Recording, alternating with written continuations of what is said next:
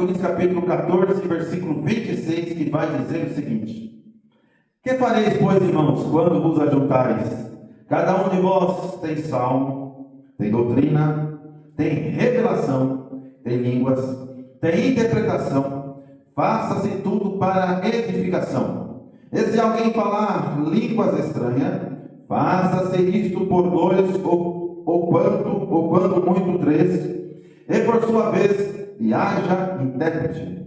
Mas, se não houver intérprete, esteja calado na igreja, e fale consigo mesmo e com Deus. E falem 2 ou 3 profetas, e os outros julguem. Mas, se a outro que estiver assentado for revelada alguma coisa, cale-se o primeiro, porque todos podereis profetizar, uns depois dos outros, para que todos aprendam e todos sejam consolados.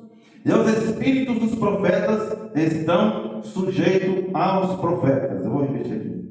E os espíritos dos profetas estão sujeitos aos profetas. Porque Deus não é Deus de confusão, senão de paz, como em todas as igrejas dos santos.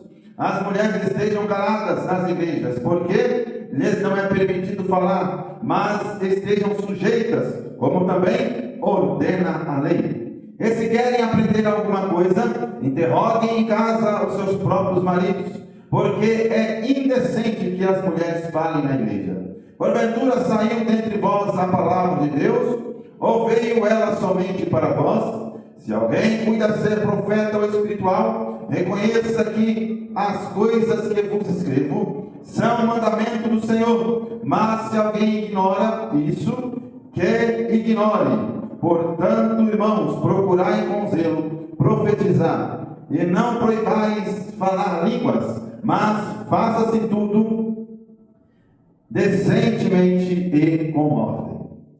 Alguns questionamentos aqui que eu já vou resolver. E aqui tem mulheres. A Bíblia fala que as mulheres não deveriam falar, mas aqui a Bíblia fala que Deus escolheu homens e Deus escolheu mulheres para a sua obra. Aqui há um requisito que muitos sabem muito bem que aqui era um costume da época. E aqui não está dizendo que as mulheres não deveriam fazer nada na casa de Deus, não é isso. Nós vemos que existiam as mulheres que ajudavam o ministério do apóstolo Paulo. E por sinal, as mulheres piedosas eram as mulheres que mantinham o ministério do apóstolo Paulo. Então as mulheres, ela é muito útil na casa de Deus. Mas aqui não está dizendo que é para as mulheres se calar, ficar quietinha. Não é isso. Se pegarmos isso ao pé da letra, estaremos afligindo os textos sagrados que colocam a mulher como um sinal de honra também na casa do Senhor Jesus. Glória a Deus. Então, irmãos, não é para nós ignorarmos a palavra de Deus. Não é para nós fazermos a palavra de Deus o que queremos. Não é isso. É para nós pregarmos a palavra de Deus como ela deve ser pregada. Na igreja, aos Coríntios, havia muitos mistérios, por que não se dizer? Haviam muitos dons. Haviam os discernimentos da profecia. Havia discernimento do Espírito. Havia dom de revelação. Havia dom de profetizar. Havia dom de mistérios, de maravilhas, de poder, de elocução, dom de discernimento da sabedoria, dom da ciência da profecia, dom da ciência da palavra. Havia o dons de poder e todas as variedades de dons que está escrito lá, que são 9. Mas a Bíblia fala que haviam e existem muitos mais dons além dos 9. É porque a Bíblia ele fala de 9, mas existem muito mais do que 9 dons. Mas para nós prefaciar aqui, nós vamos começar a discorrer sobre como surgiu o Pentecostes. O Pentecostes ele surgiu através de um camarada que ele foi, por que não se dizer, o precursor a se dizer, por que não se dizer também, porque o precursor do pentecostalismo, o precursor foi o próprio Jesus Cristo. Porque mesmo ele falou aqui na palavra de Deus, ficai em Jerusalém, até que do alto sejais revestidos de poder. Mas nós vemos que no ato de Pentecoste, foi em Atos do capítulo 2, foi aqui que iniciou o Pentecoste, nós falamos pentecostalismo, onde as pessoas dizem que foram batizados com o Espírito Santo, e foram cheios do Espírito Santo, e começaram a falar em outras línguas.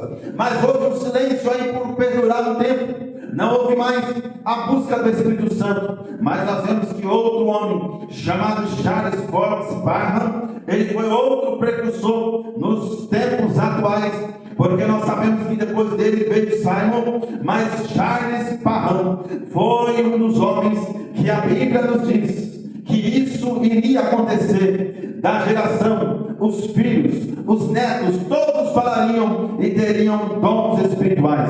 E Charles Fox Parham acreditou nessa profecia.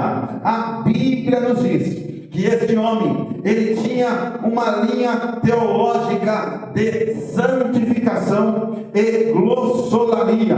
O que é glossolalia? Falar em outras línguas. Ele acreditava que o missionário, para ser um missionário, ele tinha que ter o dom da glossolalia, falar em outras línguas. Por exemplo, o brasileiro falar inglês sem ter estudado inglês, o brasileiro falar francês sem ser estudado francês. Este homem acreditava. Além da glossolalia, existe a genolalia, que é falar de maneira sobrenatural línguas estrangeiras. Glossolalia é falar de maneira sobrenatural também em línguas desconhecidas. Louvado seja Deus. E Charles Fox Parham, ele acreditava nisso. Ele começou a se santificar, ele começou a estudar, e nós vemos que ele se converteu quando ele tinha 13 anos. A história vai dizer que ele tinha 13 anos quando ele se converteu. E em 1900, na escola que deu o seu nome, a Bíblia nos diz que ele agora acredita também no dom da cura. Por quê? Porque ele mesmo fora curado, e ele funda essa escola chamada Casa da Cura Bedel. E as vésperas do ano novo, nós vemos que quase chegando já no ano novo, começou-se a estudar, e um grupo de alunos que ele separou para estudar sobre Atos capítulo 2, porque ele acreditava veementemente que sim, era possível os alunos serem batizados com o Espírito Santo. E vai dizer a história que este homem chamado Charles Fox Parham, ele não só evidenciou, porque nós vemos que a primeira a ser batizada com o Espírito Santo, pelo ato sublime, pelo dom sobrenatural que o Espírito Santo concedeu à sua igreja, Charles Fox Parham, ele orou por uma mulher chamada Agnes, e ela foi selada pelo Espírito Santo. Era uma aluna que estava estudando sobre Atos capítulo 2, porque esse mesmo professor chamado Charles Fox Parham iniciou esse trabalho de estudo e de procurar discernir, de procurar ver se isso era real ou isso era uma engrossaria, uma engrosseira, uma falácia, uma coisa fora do contexto bíblico, fora do texto bíblico. E ele teve o ato sublime da autenticação do Espírito Santo, quando o Espírito Santo desceu na vida de Agnes, e ela foi batizada com o Espírito Santo. Logo após, porque aqui é a véspera do ano, quando essa mulher foi batizada com o Espírito Santo, virou-se o ano novo, e assim passou 4 dias, mais 12 alunos foram batizados e foram cheios do Espírito Santo. Então Charles Fox Parham estava certo. O dom sobrenatural da genolalia, o dom sobrenatural da glossolalia é uma realidade. Basta nós acreditarmos, basta nós buscarmos batismo com o Espírito Santo, e nós vemos que a maior prova do ser humano, do homem de Deus, receber o Espírito Santo a evidência de falar em línguas. E Charles Fox Parham foi o pioneiro disso. Mas nós vemos que depois surgiu outro homem chamado Simon. E nós vamos entrar no contexto histórico aqui e nós vamos ver que isso é uma realidade nos Estados Unidos. Charles Fox Parham, quando ele viu a igreja de Simon, ele ficou um pouco escandalizado, porque ele não queria que as pessoas se tornassem um zumbi na igreja, não. Ele não queria que as pessoas se tornassem algo que não tinha mais domínio até dos seus próprios sentidos, da sua vida, não. Ele ensinava que a pessoa tinha domínio próprio, a pessoa tinha noção do que estava fazendo. E a Bíblia vai dizer lá, que eu acabei de ler, Atos capítulo 15, eu vou repetir: e o Espírito, e os Espíritos dos profetas estão sujeitos aos profetas. Ou seja, por mais que eu estou pregando aqui, mas eu tenho a plena conexão com o Espírito Santo, que Ele está me usando, e eu sei que eu tenho domínio, mas eu não tenho domínio total não, porque o Espírito Santo faz o que Ele quer, mas eu consigo dominar alguns momentos do meu corpo, alguns momentos do meu intelecto, alguns momentos da minha reação. Mas a pessoa dizer que está tão tomada, tão possuída pelo Espírito Santo, que não sabe o que está fazendo, que não sabe o que está cometendo. Não, nós sabemos muito bem que o Espírito Santo, ele tem algumas qualidades, e uma das suas qualidades é educação. E o Espírito Santo, ele é educado. O Espírito Santo, ele tem uma das suas qualidades, e uma das suas qualidades é domínio próprio do ser humano que está sendo tomado por ele. O Espírito Santo tem uma das qualidades, e uma das suas qualidades é santificação. Automaticamente, quem está cheio do Espírito Santo não faz vergonha ao Evangelho de Jesus Cristo. Glória a Deus.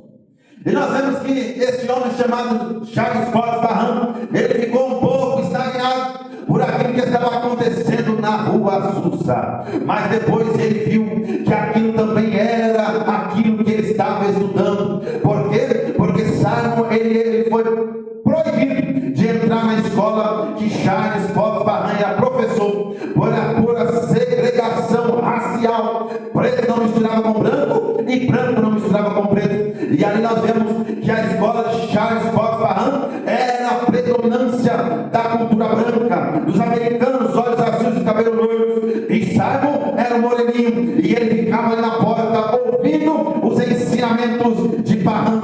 E nós vemos que ele acreditou tanto que ele também foi selado, e ele foi um dos precursores. E Parham acreditou naquilo que Simon estava pregando. Ele deu autenticidade, e ele falou: sim, isso sim, é o sobrenatural de Atos, do capítulo 2, na qual nós estávamos estudando. Muito bem.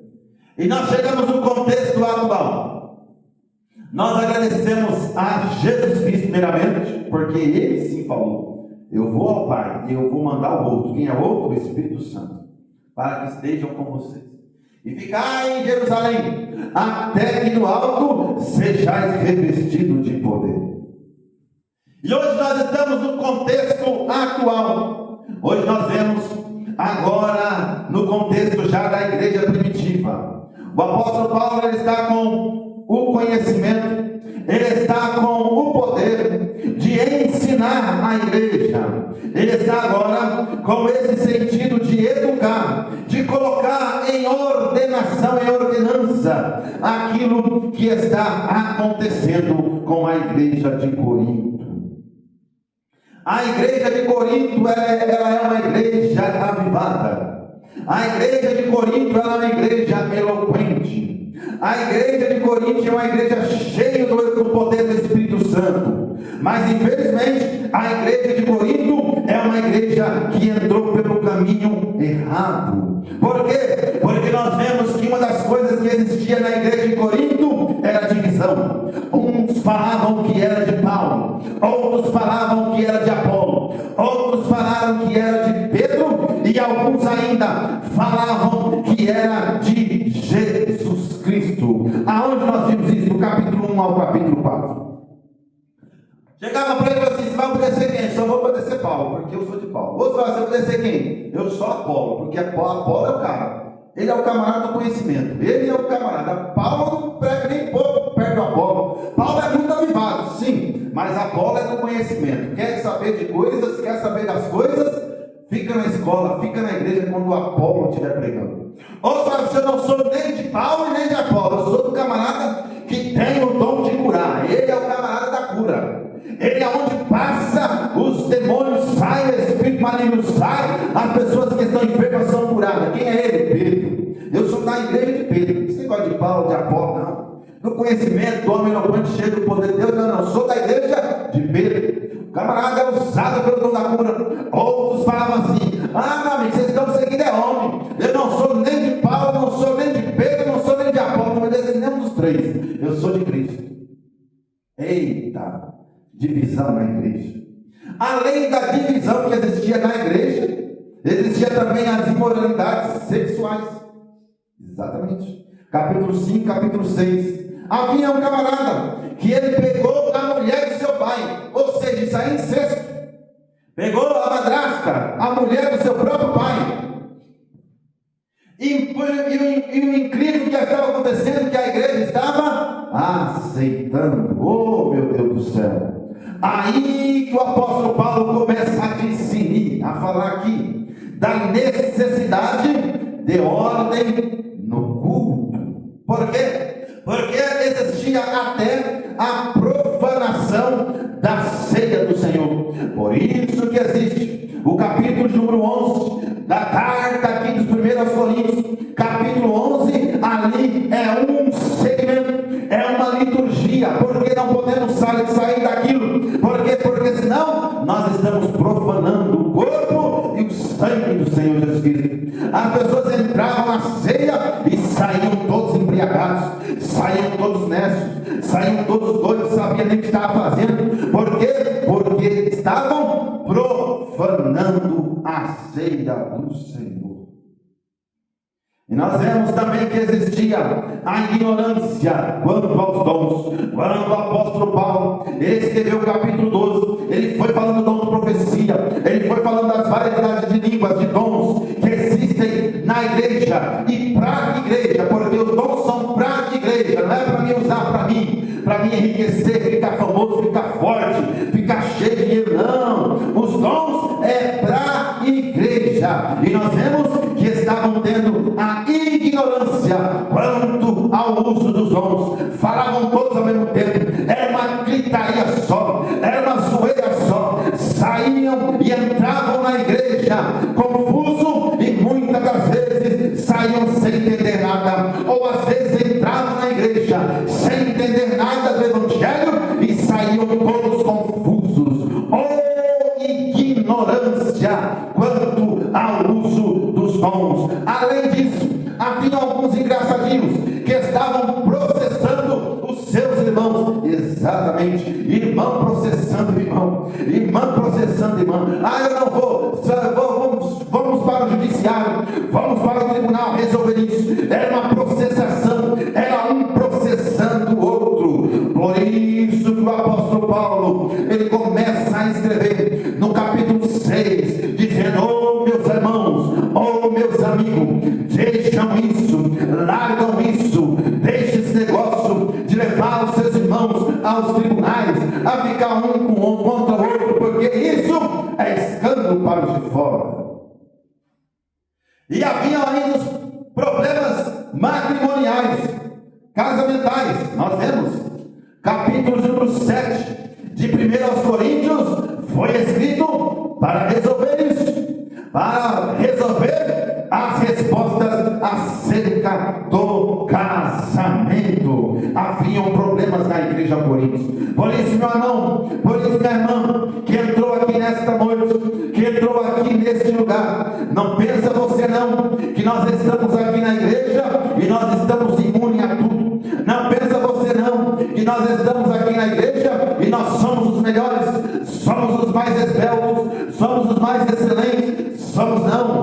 somos os pobres miseráveis, somos os próprios pecadores, mas nós somos pecadores arrependidos. Ai de nós, se não fosse a misericórdia de Deus, ai de nós, se não fosse a graça de Deus, onde estaria nós? O que seria de nós? O que seria de você? O que seria de mim? Mas a graça de Deus nos alcançou. A graça de Deus alcançou eu. A graça de Deus alcançou minha esposa. A graça de Deus alcançou minha filha. A graça de Deus alcançou meu pai. A graça de Deus alcançou a minha mãe. A graça de Deus alcançou os meus irmãos. A graça de Deus alcançou a minha avó antes de nós. A graça de Deus alcançou os meus tios antes de nós. A graça de Deus alcançou a minha família. A graça de Deus alcançou essa cidade, Santa Isabel. A graça de Deus alcançou o estado de São Paulo. A graça de Deus alcançou o Brasil. A graça de Deus alcançou todo o planeta Terra. Foi a graça de Deus. Ai de nós, se não fosse a misericórdia, se não fosse a sublime, a santa, a inefável misericórdia de Cristo. E ai de nós, se não fosse a graça, o favor imerecido na cruz do Calvário. Mas que coisa terrível, mas que coisa confusa. Por quê? Porque o apóstolo aqui, ele está consertando algo que não, se não consertasse, poderia ser que tomaria rumos diferentes, poderia ser que tomaria fins diferentes. E ele está aqui falando com esta igreja abençoada, falando com esta igreja sublime, falando com esta igreja avivada, falando com a igreja de Jesus Cristo. Por isso que eu gosto da Bíblia. A pessoa fala assim: você gosta de filosofia? Gosto, leio filosofia. Você gosta de direito? Amo. Você gosta de livros extras bíblicos? Amo. Autor, escritor, gosto muito de ler. Você gosta de louvar? Amo também. Você gosta de culturas transcendentais, orientais? Gosto. Tem muita coisa boa. Você gosta de livros históricos? Gosto. Você gosta de livros poéticos? Gosto. Mas a melhor coisa para o cristão é gostar da palavra de Deus, é ter a Bíblia Sagrada como seu livro de conduta, de regra, de fé. É a palavra de Deus. Se não for pela palavra, eu não sei o que será dessa unidade. Se não for pela palavra, eu não sei o que será de mim. Se não for pela palavra, eu não sei o que será da minha família, o que seria da minha família. Se não fosse pela palavra, eu não sei o que será da igreja. Se não for pela palavra, eu não sei o que será do Brasil. Se não for pela palavra, eu não sei o que será do mundo. Se não for pela palavra, eu não sei o que será dessa igreja.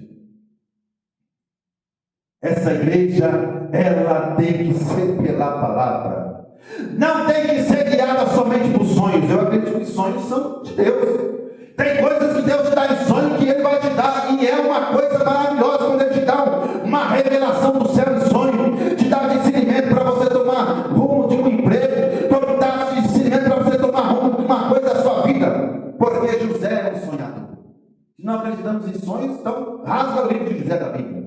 Se você não acredita em sonho, revelação do sonho, tira os dons do profeta Daniel, aí você vai ficar sem uma boa parte da teologia. Por quê? Porque foi sonho. Se você não acredita também em visão, tira tudo que existe da Bíblia. Aí você tira a Bíblia, você pega outro livro, pega livro de história, livro de geografia. Não acredita em visão, não serve a Bíblia para você. Se eu não acredito em profecia, tira o livro de Joel, tira o livro de Atos, tira tudo que existe de profecia na Bíblia, tira tudo, desde Gênesis até Apocalipse. Tem muitas profecias, tira. Não acredito em profecia. Mas uma coisa que eu tenho a falar: não somos guiados por sonhos somente, não somos guiados por profecia somente, não somos guiados por visões somente, somos guiados pela palavra de Deus. Meu amigo e minha amiga que está escutando, minha esposa que está aqui também, minha filha, e isso serve para mim. Se não for pela palavra, pode procurar o que você quiser nada dará jeito. Se não for pela palavra, bandido não aceita Jesus, não se converte, fica pior. Camarada fica um doido aí, fica um maluco da vida. Se não for pela palavra, também não adianta. Eu não estou falando para você ignorar os médicos. Eu não estou falando para você ignorar os psicólogos. Isso é bom. Procura. Quem precisa, vai procurar mesmo. Você deve procurar. Está doente? Vai no médico, amigo. Está doente, Jesus não quer te curar. Eu vou ficar em casa até Deus me curar. Ô, meu amigo, você está muito santo demais. Vai procurar os médicos. Mas tem coisa que é pela palavra de Deus. E se não for pela palavra, o camarada não entra no céu. Não entra. Você pode plantar a bananeira, pode pular, pode virar de cabeça para baixo, piruleta, falar que é um camarada muito bom, muito forte, cheio do poder de Deus, cheio dos dons, cheio de mistério. Mas se não for a palavra de Deus pregada na sua boca, não vale de nada. Larga tudo. Vai para uma igreja aceitar Jesus de novo, porque é pela palavra. Se não for pela palavra, o camarada não entra no céu. Se não for pela palavra, o camarada não vai aceitar a Jesus nunca. Se não for pela palavra, não tem revelação, não tem avivamento. O avivamento começa pela palavra. O camarada que fala que está cheio de Deus, mas não gosta da palavra, não está cheio coisíssima nenhuma. O camarada que fala que eu também serve para mim, que está cheio de Deus, mas não ouve a palavra, não gosta da palavra, não está cheio coisíssima nenhuma. É pela palavra. Jesus, ele falou, é pela palavra. A igreja primitiva falou, é pela palavra. Já eles Barran ensinou, é pela palavra, é pela palavra. Na rua as sucedentes pregavam a palavra de Deus. E é pela palavra.